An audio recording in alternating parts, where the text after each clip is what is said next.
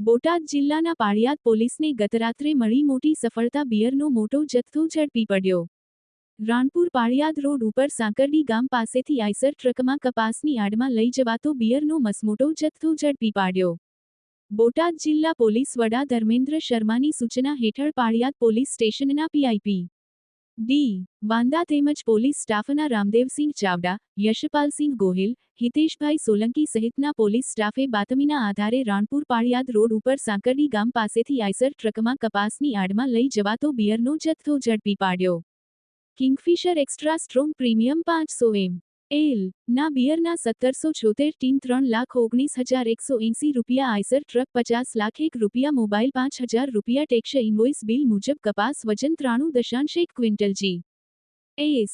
T. સહિત કપાસ ₹7,28,274 મળી કુલ ₹15,52,954 નો મુદ્દામાલ સાથે પાળિયાદ પોલીસે ગગજીભાઈ સામંતભાઈ કુકવાવા રહે હડાળા, તાલુકો સાયલા, જિલ્લો સુરેન્દ્રનગર વાળાને ઝડપી લઈ પ્રવીણભાઈ મયુરભાઈ મેણિયા રહે નડાળા, તાલુકો સાયલા, જિલ્લો સુરેન્દ્રનગર વાળાએ મધ્યપ્રદેશ ખાતેથી બિયરનો જથ્થો મંગાવ્યો હોવાનું પોલીસ તપાસમાં ખુલ્યું છે. પોલીસે આ બંને આરોપી વિરુદ્ધ ગુનો દાખલ કરીને વધુ તપાસ અને કાર્યવાહી પાળિયાદ પોલીસે હાથ ધરી છે. વિપુલ લુહાર, ન્યૂઝ 14 બોટાદ.